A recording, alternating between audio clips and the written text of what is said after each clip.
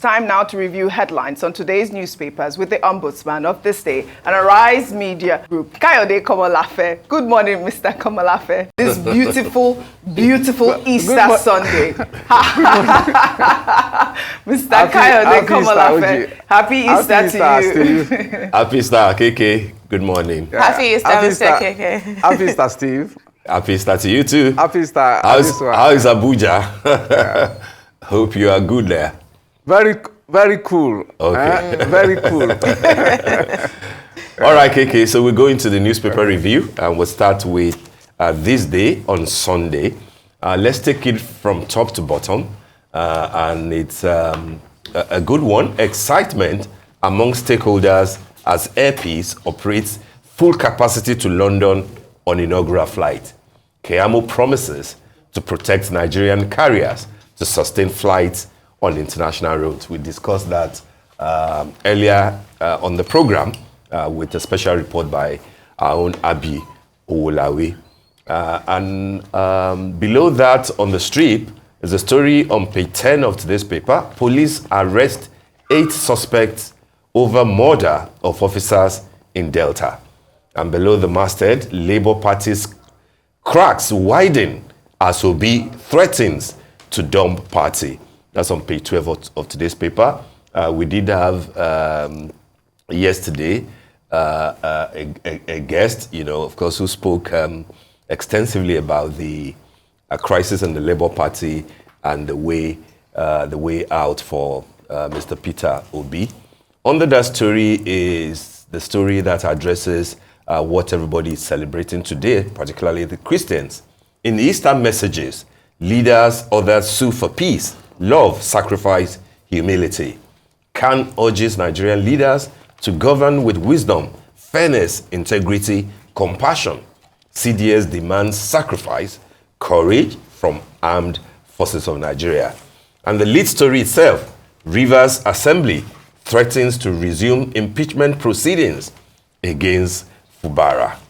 And last but not the least is the story that readers will find on page 10 of this day. Governor Sani laments his death burden inherited from El Rufai. That story is already trending on social media with El Rufai's son, responding to, not having a very complimentary word for his father's successor. But I think we should also look at the picture. That's August visit, the cover picture for today. It says former President Olusegun Obasanjo with the Edo State Governor, Mr. Godwin Obaseki, during the former president's courtesy visit to Government House in Benin City yesterday. Those are the stories, KK. Easter messages, River Assembly threatening to resume impeachment proceedings against Fubara, and of course excitement about Air Peace's inaugural flight. KK, over to you, sir. Thank you, Steve. Maybe we should begin with the front page photo of this day, and that is to immediately disabuse your mind. And before the way you are introducing the photo, more or less giving it a political undertone. That actually President Obasanjo was in Edo, on a personal, I think went for a marriage or so. And don't forget that President Obasanjo is a great son-in-law of Edo people. So it's more or less homecoming, And it's just only a matter of courtesy that as a former president, being in town, to pay courtesy on Governor Obaseki, which is quite in good spirit. Now, quite a lot of very interesting stories, very good ones, on the front page of this day today. Perhaps we should start first of all, by congratulating Air Peace, for the feat, achieved, and that should raise, a wider question, and that is the question of what is in terms of planning, in terms of economic planning, the priority that is accorded, developing, the Nigerian industry, you know, the general enterprise. Because when you listen to both officials and, you know, and experts, you know, we spend a lot of time and energy about foreign investment, you know, about attracting FDI, which is quite good. But I'm saying that, I mean, there is no country, you know, there is no economy that you make foreign investment the cornerstone of your economy. It's important, you know, to, you know, that, you know, just as efforts are made, you know, to attract foreign investment, you know, efforts also should be made, you know, if possible, you know, even double efforts, you know, should be made to support, you know, the local industry. And that is why the assurance given by the aviation minister, Mr. Festus Keyamo, you know, is quite in order, that government should support, you know, the investors in aviation industry so that that industry, you know, can actually, you know, take its pride of place within the economy because of its, you know, pivotal importance. So while we congratulate APs, you know, for this success and wish them well, you know, that we also say that, you know, other investors in that particular industry, you know, should be supported. Now, the other story, you know, the political story also will also interest readers. Perhaps we'll start with the lead story, you know, that is talking of the political story. We should start with the lead story, which is the story of the running story, if you like, you know, from River State. That is the reported resumption of impeachment moves against the Governor Fubara. It's unfortunate because I haven't signed, quote unquote, that peace agreement, you know, in Aso Rock, you know, ordinarily, you know, that given a goodwill and utmost good faith on all sides, that perhaps a peace, you know, will be expected to be returned to a River State polity, because for the governor, you know, to be able to deliver on his promise to the people, he needs peace, you know, and order, you know, in the state, and distraction, you know, is the last thing, you know, that you want. So the urge to be that, you know, for the stakeholders, that perhaps, you know, more effort should be made, you know, to ensure reconciliation between Governor Fubara and his predecessor, you know. If you like, the godfather, Mr. Yeson Wike, now he's not the minister of FCT. That I mean, given the history of the relationship, you know, I think that, you know, it's not every conflict, you know, that should be taken to the breaking point. But as it were in Nigeria, especially when you have this conflict between governors, you know, and their successors, or maybe governors and their predecessors, you know, it's often taken to the breaking point, you know, and I think that is not a good commentary. So maybe to build things on a rather optimistic note, that the situation in River State, you know, should not be seen as being beyond redemption, that it is still possible, you know, for peace, you know, to return. That of Labour Party, yeah, the crisis there, I mean, it should also be situated that, you know, it has a history, you know that predates the membership, you know, of Mr. Peter Obi. You know, Mr. Peter Obi joined, you know, quite just a few months to the election, you know, in 2022, you know.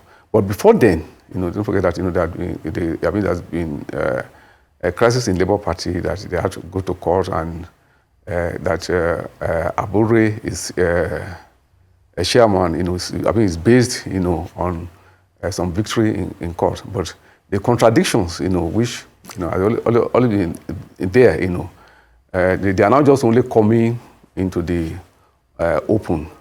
Because, you know, contrary to what, you know, some people later the members of Labour Party will say that Labour Party is just an empty sack.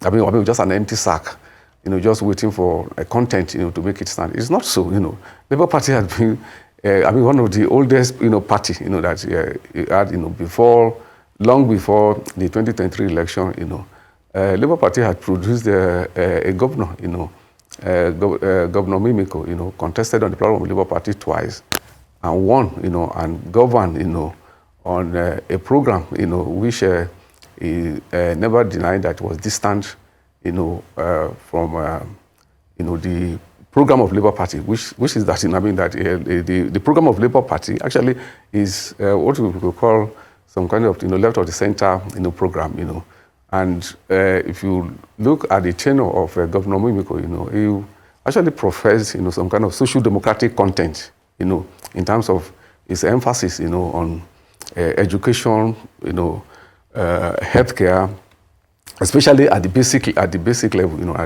that you have it, So that what I'm saying that that people should actually understand the history of Labour Party. That the history of Labour Party did not begin, with the 2023 election, and that what is playing out now is actually, those contradictions that were not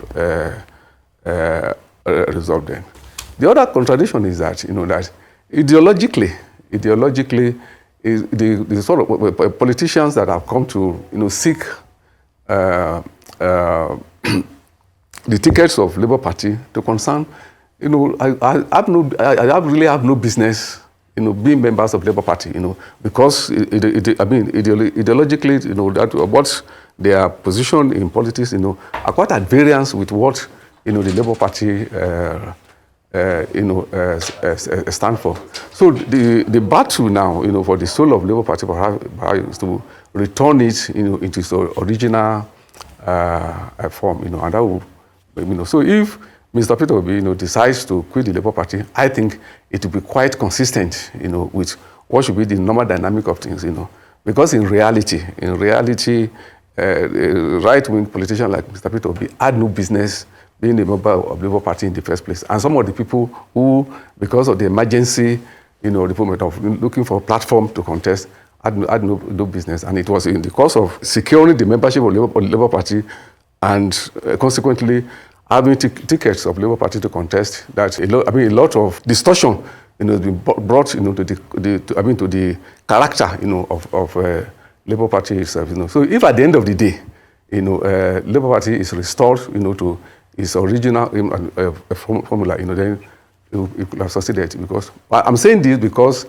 people just flippantly say that no, in Nigerian politics is not ideological, is just move. Yes, it could be correct. But in the case of Labour Party, before 2022, in the Constitution, when the Political Commission of the Nigeria Labour Congress registered this party in 2023, in the Constitution, it is put there that the aim of, one of the objectives of Labour Party is to work towards having a socialist Nigeria. Socialism was in the Constitution, but it was when the various right-wing elements took over and they just saw Labour Party as a franchise, which you could use for a political purpose, that has to be imposed and distorted the character. What we should expect now is that there could be a sort of purgation within the Labour Party and then restoring it to its original character. So Mr. Komolafe, wait, before you move forward, Mr. Komolafe, I just wanted to touch on what the point you made about Peter Obi not having any business being in the Labour Party in the first place. Now, would you say that, are you saying that you will support him dumping the party at this point? Because I feel like the Labour Party, in fact, just that whole idea of socialism and that movement was one of the reasons Peter Obi got the momentum that he got. What do you make of that? Yeah, to your first question, yes, if Mr. Peter Obi asked for my advice as a friend, I would say that it is good for him to dump the Labour Party and go to be a member of a party that is consistent with his world view. Yes, to your second question, no doubt about that. As I was saying that that its membership, of Labour Party, definitely the momentum and the immense, political goodwill, and investment that has brought, actually has made a difference, But what I'm now saying is that if you are having this crisis now, that it shows that fundamentally that is a sort of, a contradiction, which is playing out, and that contradiction will have to be resolved, dialectically. Yeah. Yeah, there are talks about Peter Obi moving to other parties like the SDP. I'm sure you've heard about that. Would it be in order if you were to go back to the PDP? Yeah, if you ask me to suggest to Mr. Peter Obi, I would say that his natural political habitat should be PDP. Because going to SDP again is going to be the same contradiction. SDP, by its definition, is supposed to be a social democratic party. It's supposed to be a left or the center party, But the politics, the worldview of Mr. Peter Obi, which he has, clearly articulated, are not the kind of a vision, that is in the program, of SDP. Because all these parties, they have their program, contrary to the way people just dismiss it, and you can, and if we take time to study it, we can see some of ideological delineation, in it, and that ought to be taken note of. Okay. Was there any other topic you wanted to discuss on this day before we head over to this day's style?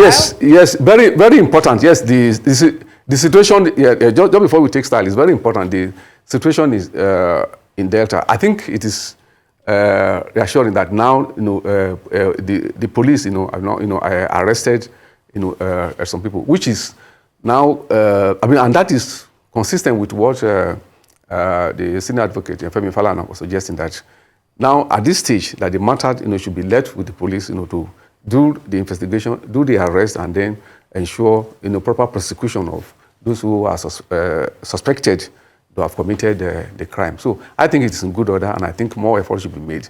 And that is better than having a collective, executing a collective punishment, the communities where, this the sad incident, took place.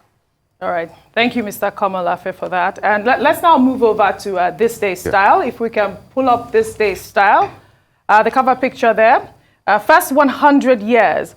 Violet Iyabode Ladipo, who celebrated her centurion birthday last week. I mean, congratulations to her. She looks completely amazing. 100 years old in a country where, the lifespan is estimated at 56 years old. I mean, she is fortunate to be among those God have blessed to reach that age, 100. Now, inside the story there, it says friends and family, well-wishers gathered on Thursday, March 24th to celebrate with Oloye, Mrs. Violet Iyabode Ladipo, the matriarch of the Ladipo family of Lisabi Mills. I'm sure you're familiar with Lisabi Mills. The day started with a Thanksgiving service at St. Peter's Church, Lagos Island, and ended with a grand reception at the Harbour Point Event Center in Victoria Island. The birthday celebration presented another opportunity to reflect on Mama's life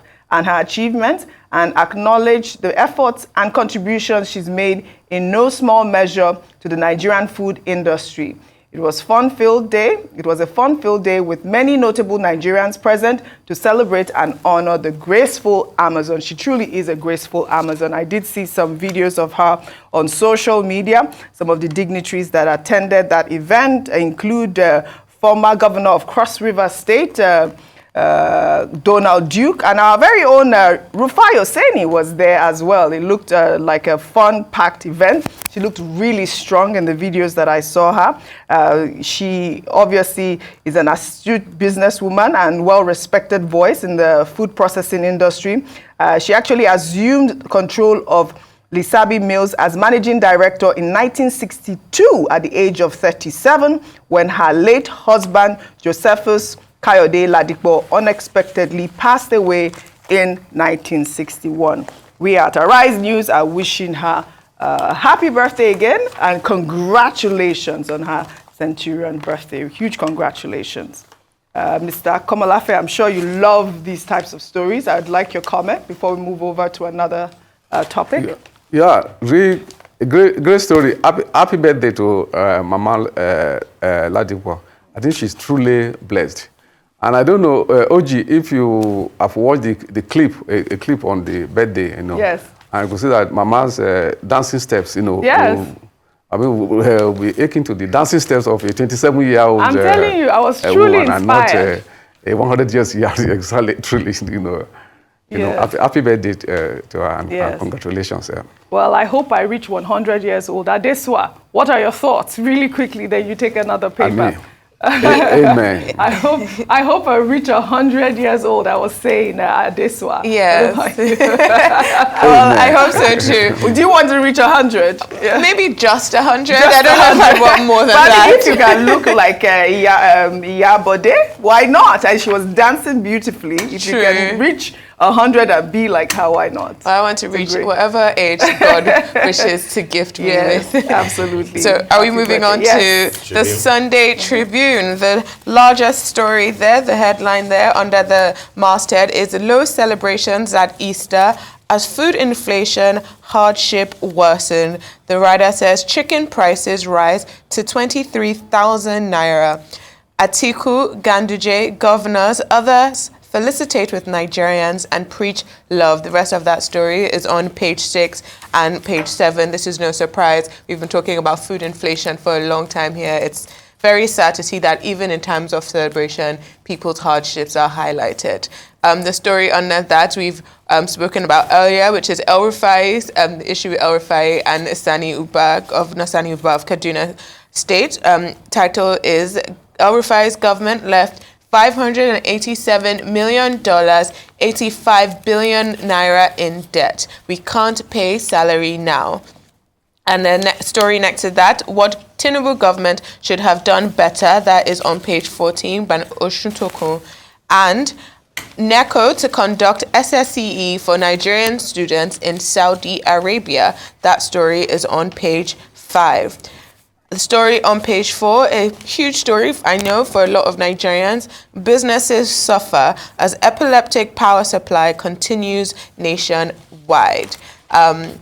So I would say that's for Sunday Tribune. Those are the stories we have there. On top of the masthead, Edo 2024, INEC clears Ighodalo, Ekwebolo, 15 others, and their running mates for the gubernatorial elections. And that story is on page 8, and that's obviously interesting because yesterday we did talk about the impeachment proceedings against the sitting deputy governor of Edo State, Shaibu, who did hold his own kangaroo primaries, parallel primaries for the PDP elections.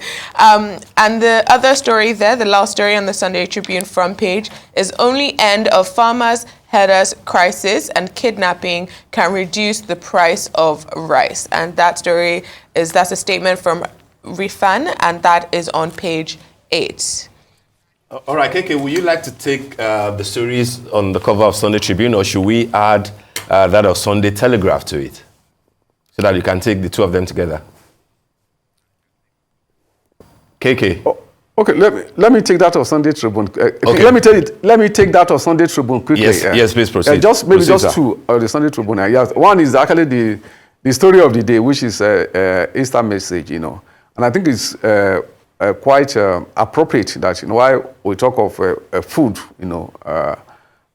for the stomach, which, as has been reported, is not enough, at Easter. We will also take note of it that, a lot of food for the soul, food for the spirit, has been offered by leaders, and others in their messages. And that is, the virtues, being preached. They are needed, in abundance, virtues of compassion, of humility, of sacrifice, education. That we need that all those virtues, they should constitute the food, for the soul, so that we will be able to have the right, frame of mind, to pursue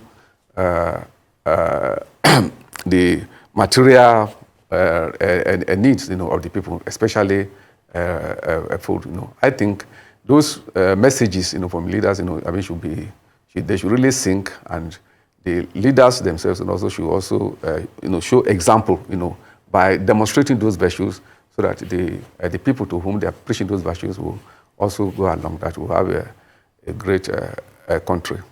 The other story, the political story here, I think, as they say, all eyes maybe for the next few months, will be on Edo as the stage is set, for what appears to be, what from the face of it now promises to be a very keen contest, among the major parties in the gubernatorial election. It is important to stress that just as the competition goes on, that the rules of the game, should be complied with, and as the electoral contest, the campaigns and the mobilization, should be done in free and fair atmosphere, because when you talk of the requirements of being free and fair, it is not only on the election day, the fairness, and the freedom, should begin, even in the course of campaign, and the election, the process also should be violent free, so that at the end of the day, who emerges, as the governor of Edo State will be the true, that would be a true expression of the will, of the people. So maybe we should take the Telegraph's story now. All right, KK. So we go to Sunday Telegraph.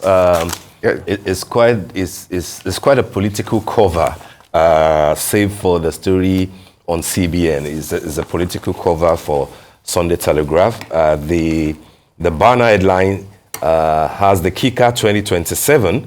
The headline itself: crisis in opposition parties threaten coalition. PDP, LP, NMPP leaders squabble over control structure. Rufai, SDP, others may push for alliance. APC, we have no hand in other parties' troubles. And then the second lead on top of that is also about the controversial convention. And the headline says why LP, Labour Party, may not participate in Ondo other polls. Abure, NWC can't sign nomination forms. Repeat of Oshomole's Zamfara 2019 mishap, likely. There are a number of other stories that we have taken in this day and Tribune. Of course, there is also the Easter message on the window. The story is on page 6. Akpabio, Atiku, governors, Obi, others preach love, peace, sacrifice, unity. And the other story is CBN's new capital base. Without retained earnings, banks will struggle. And that's Dr. Teriba and a few other economic analysts dissecting the new policy from Mr. Yemi Cardoso's CBN. An interesting story that we will have pointed the attention of our readers to, sadly does not have a pagination. The headline says, cost of healthy diet stood at 938 in February. That's according to MBS. I think that would be an interesting story, but apparently the editor and his team forgot to put the pagination, and I hope that Geoffrey, the editor of Sunday Telegraph, will not run into trouble with his MD. Those are the stories on the cover of today's Sunday Telegraph, KK. All right, Mr. Komolafe, I think it will be nice to end the newspaper review with the lead story of the Guardian newspaper, where they interviewed about 6 clerics, and they are talking about why Nigerians and leaders must show compassion by these clerics. They've interviewed these 6 clerics, and I'll just quickly read an excerpt of one of their interviews to our leaders. This season serves as a call to action, to listen, to serve, and to lead with integrity. May the lessons of sacrifice and resurrection inspire you to champion policies and initiatives that elevate the burdens of our people and steer our nation towards prosperity and peace. I think this is such an important message to our leaders and Nigerians at large, to show some sort of kindness. I mean, they're talking about lack of kindness, human feelings, leads people to kidnap and kill. So I think that is such a compassionate message, a compassionate Easter message for our viewers to catch up on the Guardian newspaper. Over to you, Mr. Komolafe. We only have a minute. I cannot agree more with you, Oji. Compassion, I mean, is a common virtue to all great religions, that we have in the world, Christianity, Islam, even African traditional religion, such that if we single out that virtue alone and it informs, the way the affairs of the society, are being managed, if it informs, policy making, it informs governance, it informs the spirit, of the followers, definitely the society will be better, and all, will be beneficiaries, So the clerics, are quite, on point, saying that, one virtue that we need as a society, as a country today, is compassion, and it should be demonstrated at all levels, at the level of leadership, at the level of followership. And if that is the only thing, that a message that sinks during the Easter, I think it will be a very important one. All right, Mr. Komolafe, I'd like to wish you a happy Easter once again, and thank you very much for joining us on the Sunday newspaper review. Thank you so much indeed.